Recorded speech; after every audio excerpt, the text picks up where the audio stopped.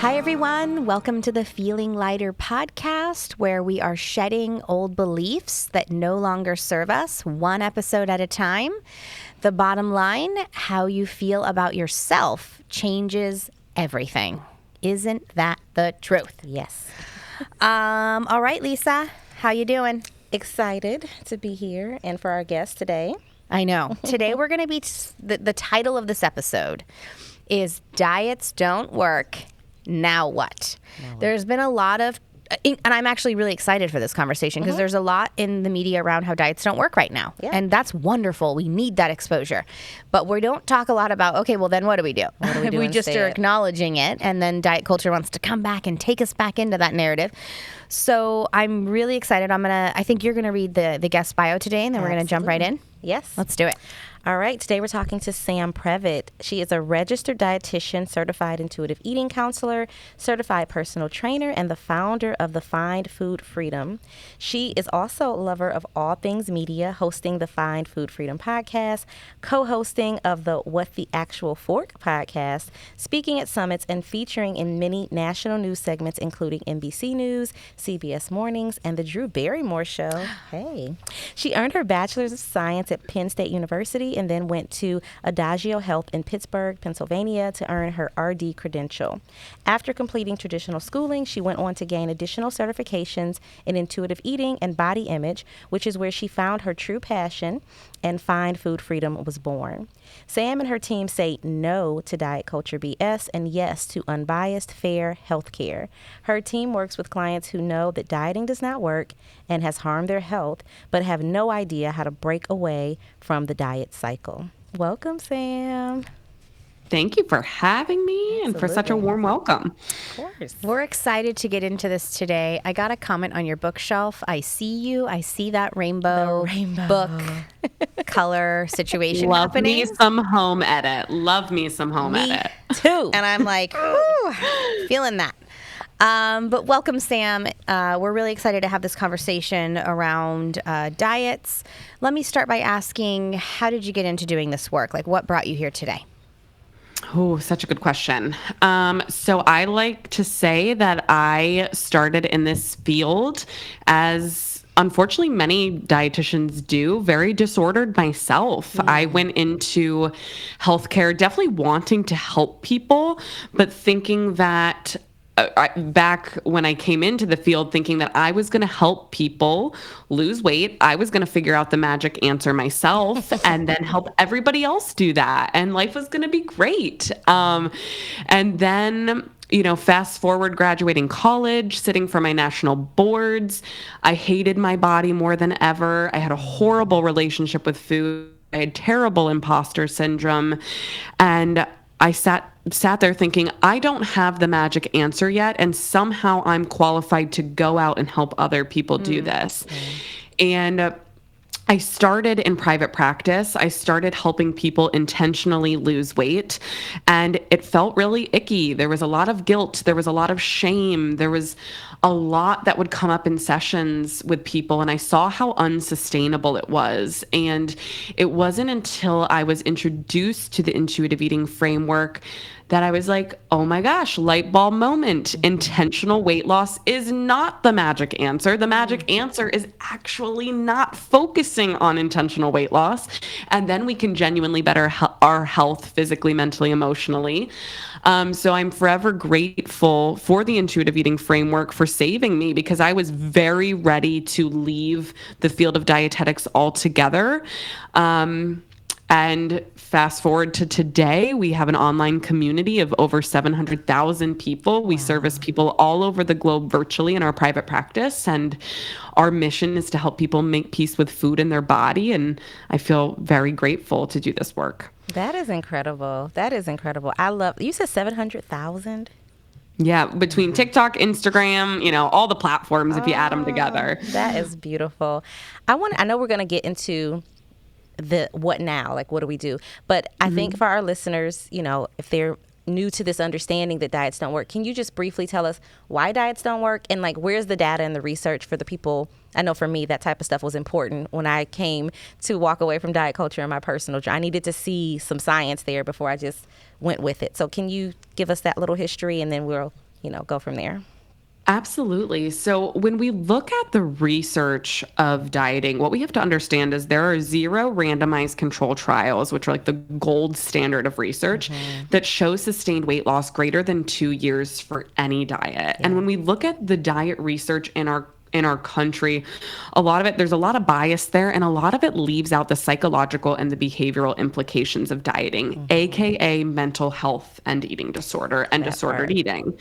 So sure, and when we look at some of these studies, there might be a 30-day weight loss, or this person lost this percentage of body weight, but there's no follow-up with that person 2 years later. Right. There's no one looking at the psychological relationship with food, how they're now afraid to walk in the room and be in front of a carb, right? So there's a lot there, but a lot of the research too, we know, is that restriction fuels binging. So when we do any form of restriction or restrictive dieting, we're going to feel out of control around food, and it's going to cause binge-like behaviors. We know that 2/3 of dieters will gain back more weight than they originally lost on the diet, leading them to feel like they're the failure, when really this is conclusive with the research that we know that restrictive dieting has that effect of that bouncing back when we're dropping our metabolism like that. We're going to see that kind of bow and arrow like behavior with that gain. We know that dieting is the number 1 predictor of eating disorder, which is the 2nd leading cause of death and mental illness in our country. Can you repeat that? Because I don't think people know that at a large scale. And this is only information I learned maybe a year ago. But say that again, please. Yes. So we know that dieting is the number 1 predictor of having a clinically diagnosed eating disorder. And we know that eating disorder is the 2nd leading cause of death and mental illness in this country.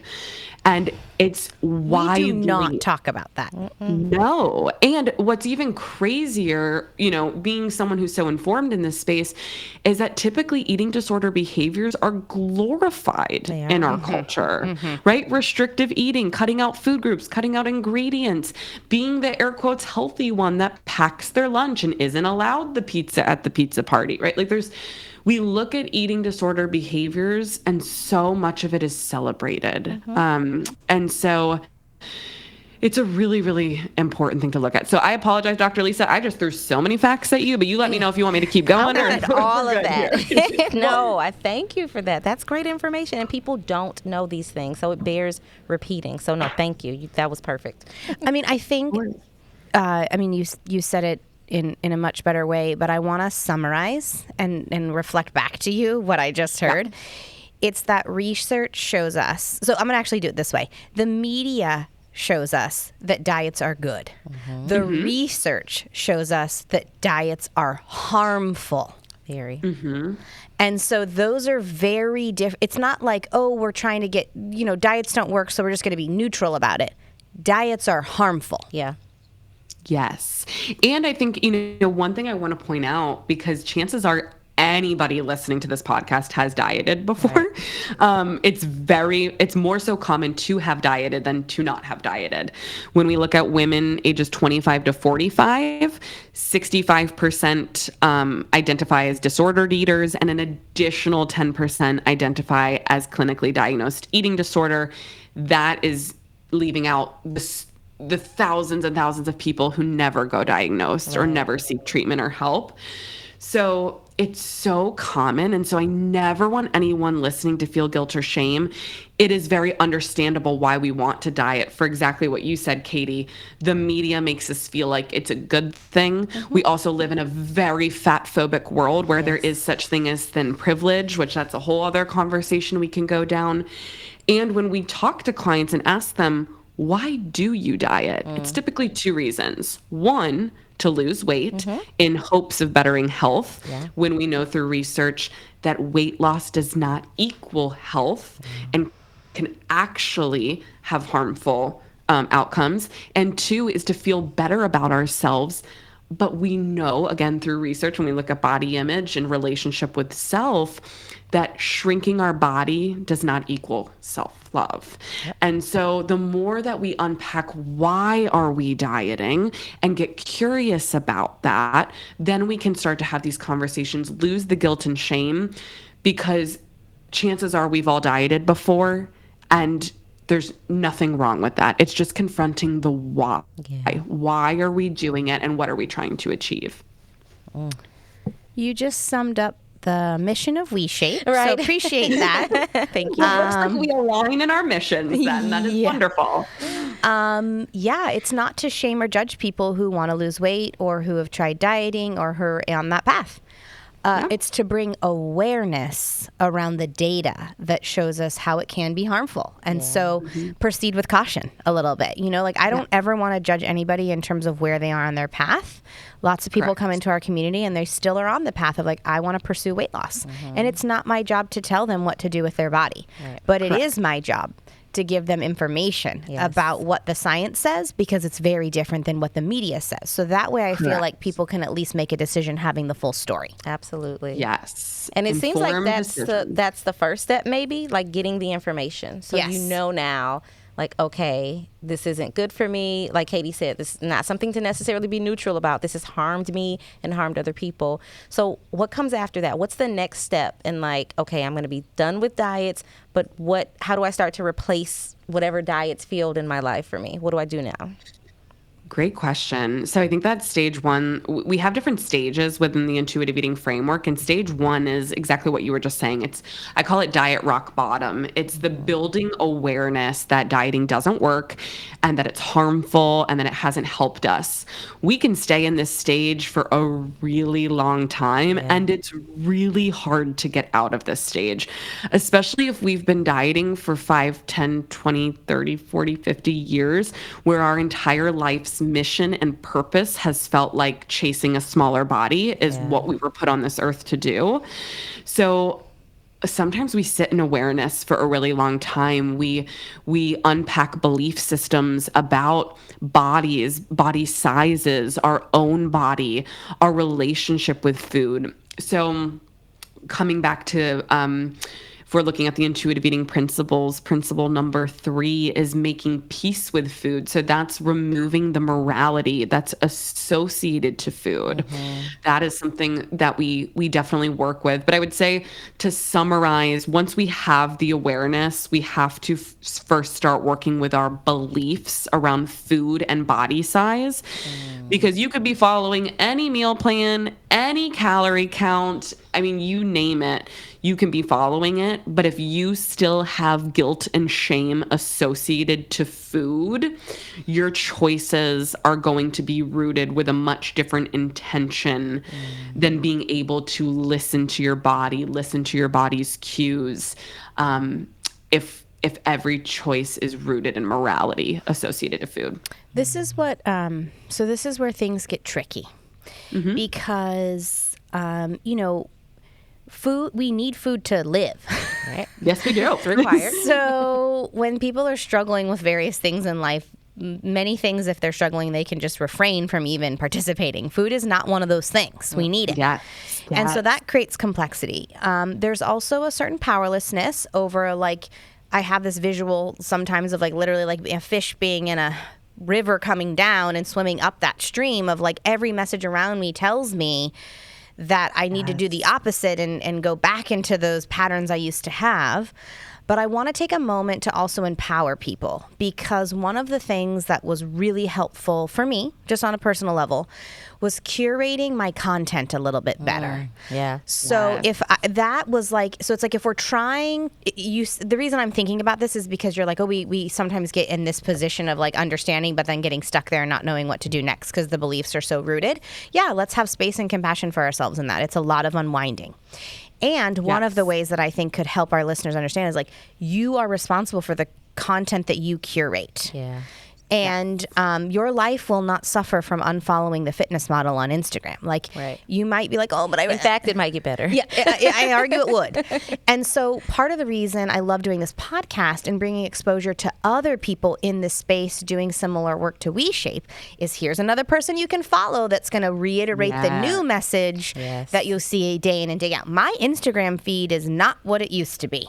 My Instagram feed is the work that you do. It's the work that Lisa does. It's this is where I get to bathe in now. Right. And so then when I get the thoughts of the, oh, well, I should, or da-da-da-da-da, I go, oh, wait, remember, you're not that fish alone in the stream. You thought you were, but that was because you were surrounding yourself with people who shared those beliefs. Yep. There are so many people out there who share a different belief, who are offering a different path that's available to you if you want it. Yes.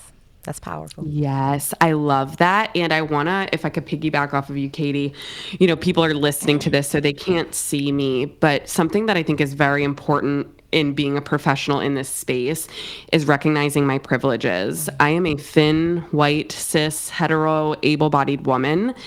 And although it's very important for me to do this work, a huge part of my work is also lifting people up that are doing this work that look nothing like me. Yeah. And specifically in the fitness space, I think it's so common to see health and wellness space. It's very common to see dietitians that all look the same. And so to find people of all genders, sexualities, colors, body size, some of my favorite fitness ones, and you may have already had them on the pod, but Meg Boggs, Lauren Lavelle, Decolonizing Fitness, 300 Pounds and Running. There are, like you said, loads of people doing amazing work, and it is so important to diversify our feed and switch it from what diet culture tells us is perfect and beautiful, because like you said, the information is important and the people delivering it is equally as important. Well, I'm glad you said that. Thank you. And yes, some of those are already in my feed, and you're right. Amazing. It's very important, but I hope our listeners will follow some of those people as well. Yeah. Oh, this is a fruitful conversation, and I appreciate your mindfulness and awareness around how we can create different exposure, because this is the funny thing. When we do that and we start giving our attention to this path, the only reason why the other path thrives is because we give it attention. So it's like, I really am so grateful that so many people are doing this work. You know, when we had our podcast coordinator looking for guests and we're launching an affiliate program to partner with people, I was like, oh, I hope we find enough people. And then I went, oh my God, there are a lot of people doing this work. How incredible. We just don't get they don't get as much attention, right? And so that can change, and we choose that algorithm. So just feel that empowerment, because sometimes I used to get a little victim-y of it, like, oh man, no one understands, and and I get that. And now I'm like, oh, but if I look for the other path, it's there, it's ready. It's there. Yeah, it's ready. So let me ask. We kind of already went over why diets can be so. I think we've got the science there. Yes. Tell us what food freedom is. Like, what does that mean to you? And let's talk a little bit about food freedom. Yeah, so food freedom is having no morality tied to food. It's being able to make decisions around food based on our hunger cues, on our fullness, on what's going to satisfy us in that moment, which is going to change vastly from day to day, minute to minute, depending on the weather or how much we've moved our body that day or what we've previously eaten that day. Food freedom is the ability to say yes to food when we want it and say no to food when we don't want it. I think there's a big misconception of food freedom is just eating all the things all the time. And yes, we do have unconditional permission to eat. That is such an important piece of it. But we also have the ability to check in with ourselves, listen to our bodies, and say no if we don't want something. And food freedom, having food freedom and not having morality tied to food allows you to be present in life's greatest moments. So I think of one of my clients and one of the many, messages we get from people saying, I was able to go to a wedding this weekend and I was able to wear a dress that felt comfortable and I felt beautiful, dance like nobody was watching, enjoy the food, but not feel overly stuffed and have physical pain, right? Go and talk to people that I didn't know because I had confidence. Whereas in the past, I would have told myself I needed to be good, restricted everything that day, gorged myself on the food, felt physically unpleasant, sat at the table, not talked to anyone because I was too concerned with how much I ate, what I looked like in the dress, and how when we have food freedom, we have such enhanced life satisfaction and can enjoy present moments because it's not about the food. Life is about so much more than food. So having food freedom really brings just such more of a joyful life. I like that. It opens you up to receive like the important stuff around you and to be present. That is awesome. When you talk about food freedom and not attaching morality, I think for me that concept made sense. Like, oh yeah, because if I say this is junk and trash, but I'm eating it, then I'm like assigning those beliefs about myself or to other people. But I do have a question, digging a little deeper into that. What do you feel about the labels that we put on food, like healthy, unhealthy? Like, this isn't good for you. This is really good for you. Like, how do we break down the nuance in that? Yeah, language is so important because I think that we just like say what we hear, but we're not conscious of the language. And so doing this work has opened, I think, Lisa and I up to this idea of like the language is so important. And then we both have young children. And so I know like, how am I saying what is this language to use? So let's go into the example that Lisa gave around let's just say the term healthy and not healthy. Can you talk to us about that? Yes. So what's so important, first of all, I love that you are so aware of language because that's such a huge part of this conversation. I do not use the words healthy and not healthy after doing this work. So I replace those with nutrient dense and less nutrient dense is how I kind of refer to those foods. So I think what's important to note is that when we say the word healthy, if we all had a notebook in front of us, pulled out a pen and wrote down our definition of healthy, they would look vastly different, all of these definitions, right? Because that's going to pull in our lived experience, our health history, our relationship with food, movement, our biases, body image. Yes, our biases, all of these things. So I think it's so important to recognize that everybody defines the word healthy differently. But when we come from diet culture, a lot of times healthy and good are tied together in this package, right? So when I say removing morality from food, what I mean from that, for people that might be newer to this, is if I ask someone, are you a bad person for eating pizza or cake or cookies or ice cream? Like, does that change your worth as a human being? Most people say no. Right. But then I ask them, do you feel guilty for eating pizza, cake, cookie, ice cream, etc.? And they'll say yes. And we know that guilt is a moral emotion tied to our morals and our ethical code, which we should only feel guilt if we're doing something that breaks that code of ethics. So cheating, lying, stealing, right? Something like that. So we should never feel guilt for eating something that is necessary to keep us alive. So that's what we call a cognitive dissonance. Our logic and our belief systems don't match up. So that's that stage one of kind of removing the good and bad language, seeing food as neutral. But I often find that, like you were saying, Dr. Lisa, healthy and not healthy kind of like enters the conversation. And I think it's important for people to recognize there is nothing wrong with genuinely wanting to improve your health, right? Yeah. Health is not a moral obligation. We don't owe it to anyone.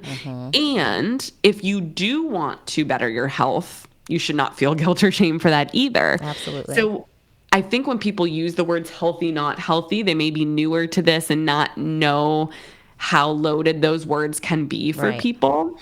But with clients, I try to replace with nutrient dense, less nutrient dense, and talk about how nutrition education and nutrition science can be really strong tools to use in recovery and to learn how to fuel and nourish our bodies properly.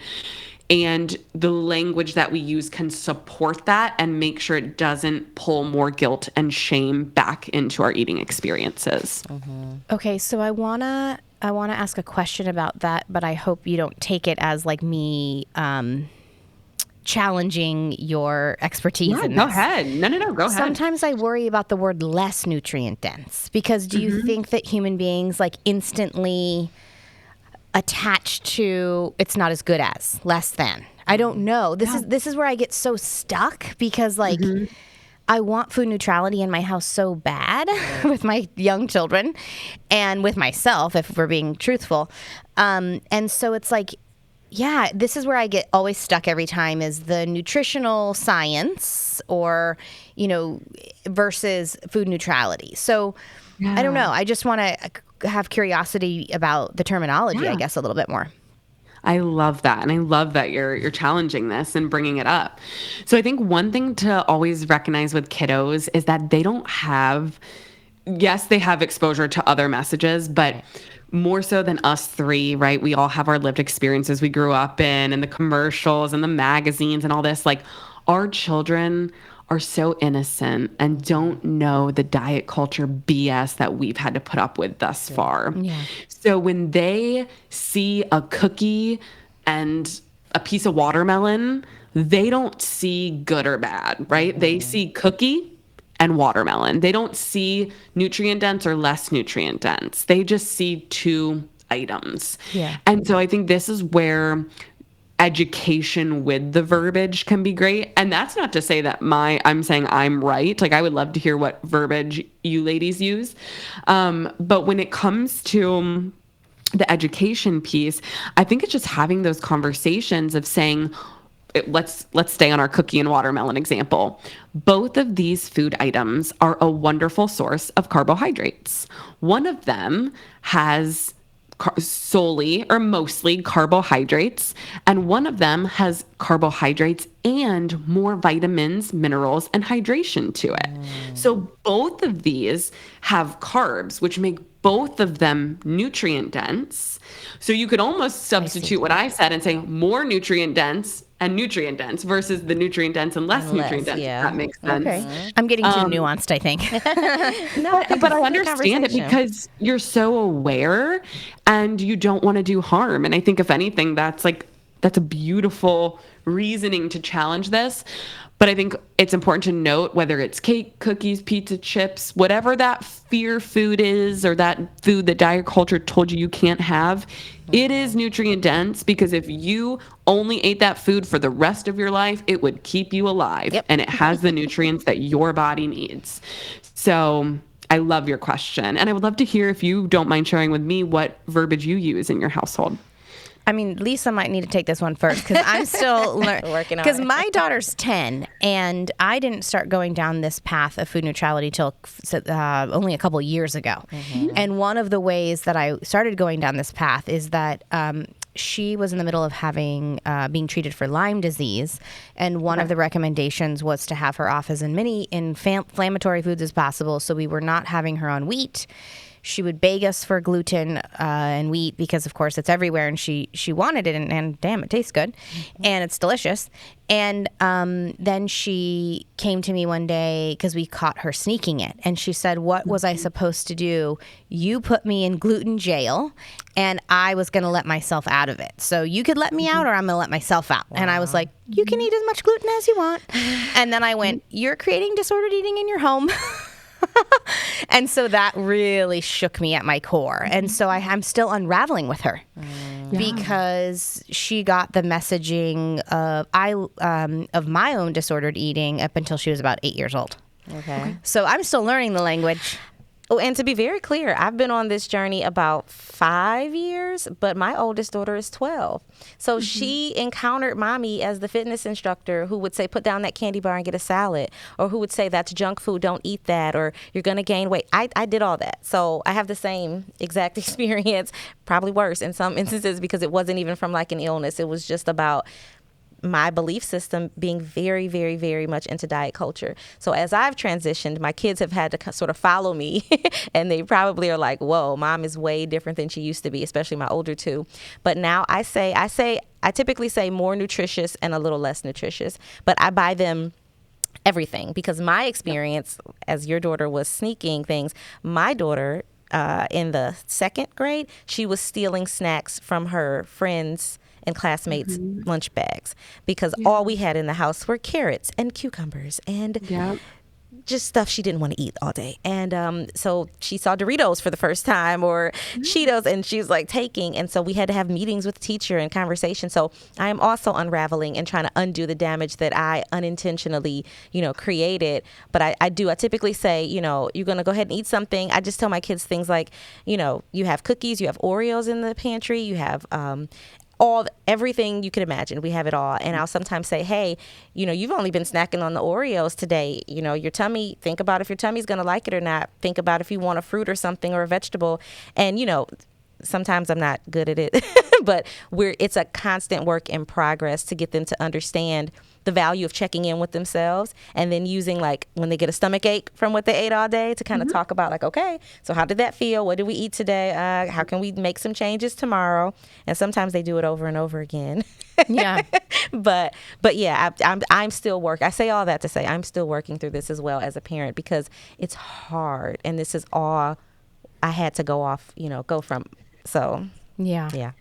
Can I please just add, as you both were speaking and sharing your story, I was getting choked up, and I'm getting choked up now being a mother that like, wow, you are both such cycle breakers, and this is what it's all about. Like your daughters, your children get to see you breaking a cycle, being human and saying, mommy didn't know what she knows now. And how beautiful.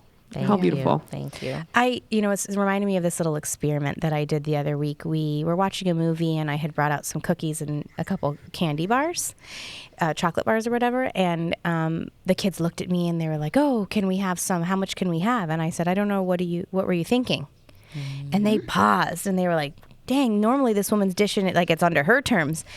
And they just took the exact appropriate amount. I was like, oh my, like in terms of what I mean by that is they didn't get a tummy ache. Yeah, I was thinking if I give them permission to make this decision for themselves, they're going to eat 6 cookies each and 2 chocolate bars each. Yeah. And they didn't do that. Right. And so a lot of it is, in my opinion, a little bit of like one kind of giving them that body autonomy to say, you can try it out and see what feels good. And then me sort of like even energetically just getting kind of soft about it and saying, it's okay. Right. It's okay if they make a decision that you don't think is good for their body. You're not in their body. It's like there's this weird thing in our culture where parents have been given permission to be such the authority of over people. And yes, we need to keep them safe and in school and doing but like they're also very intelligent beings and have infinite wisdom that we have essentially conditioned out of them. So I don't know. I think just being open to experimenting is helpful.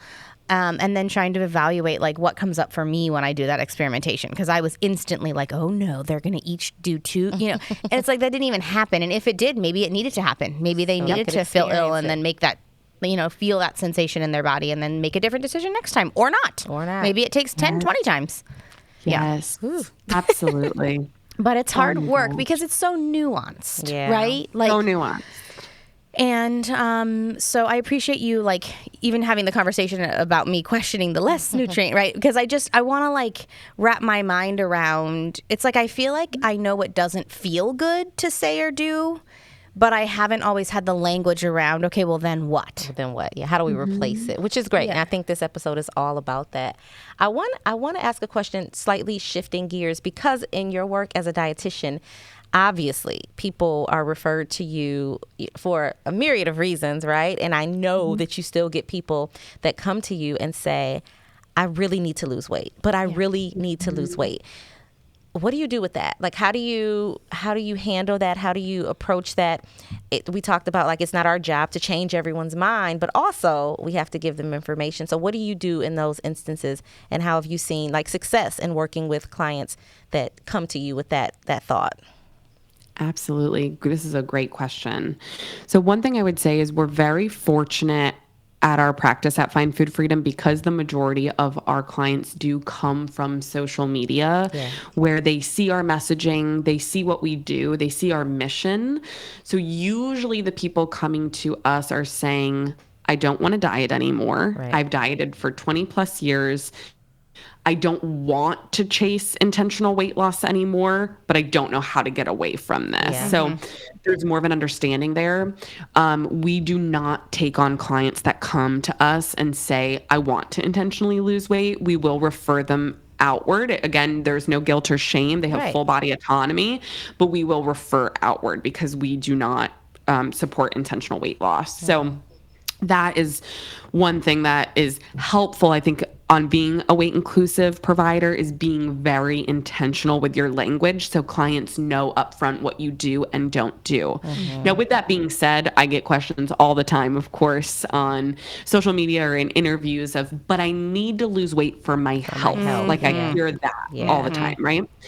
So again, I think it's just putting on the curious cap and becoming a detective and say, okay, tell me more. Right. Tell me more are like the three most magical words that exist in counseling.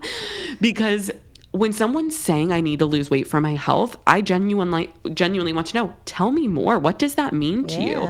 So for someone, it's I need to lower my hemoglobin A1C and I have type 2 diabetes, or I have high cholesterol, or I have cancer, or whatever that thing is. Then we're going to talk, we're going to provide them, just like Katie had said earlier, it's not our job to convince people not to diet, but it is our job to provide the evidence and the research and say, where do you want to go from here? Right. And so a lot of what we do, we are registered dietitians working in a weight inclusive paradigm. So what I mean by that is we remove the guilt and shame so we can make decisions and shift behaviors that are going to benefit our health physically, mentally, and emotionally. Right. So to go back to your question, Dr. Lisa, I apologize. I'm going all over. No apologies. Go ahead. We will provide the evidence around weight science, allow someone to make an informed decision for themselves, refer outward or refer, to someone else if that's what they're looking for. Or if they are ready to try a weight inclusive, form of counseling, we'll start removing the guilt and shame around food. So then they can start to make decisions that aren't all rooted in intentionally shrinking the body.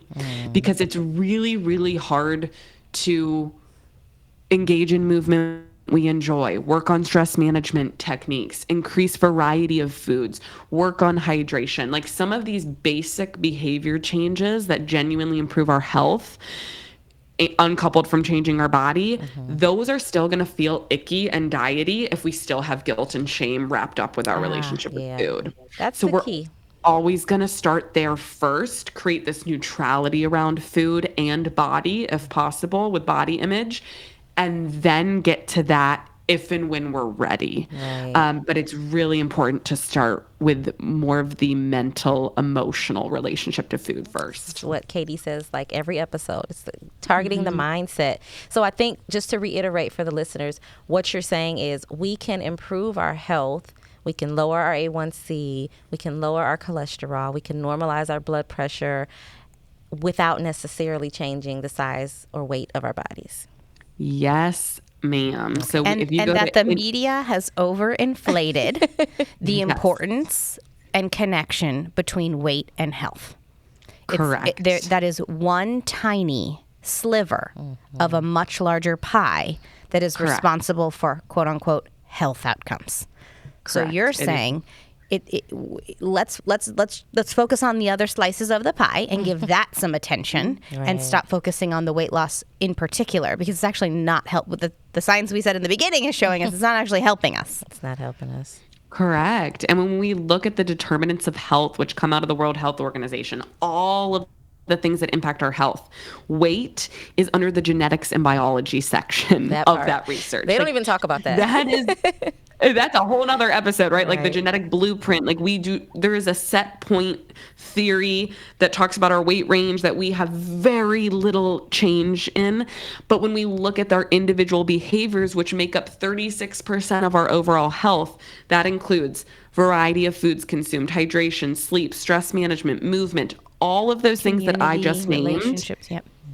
Yes, all of those things are uncoupled from changing the size of our body. And when we look at social connectedness, which is 24% of our overall health, that's even more than in our genetics and biology.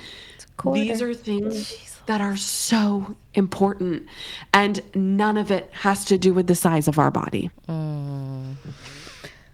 Okay, well, I think that our listeners got a lot from this episode. So before we let you go, though, Sam, I got to ask the big Feeling Lighter podcast question, which is, what is a belief that you once had that you no longer have, that you've shed, that has changed your life in a big way?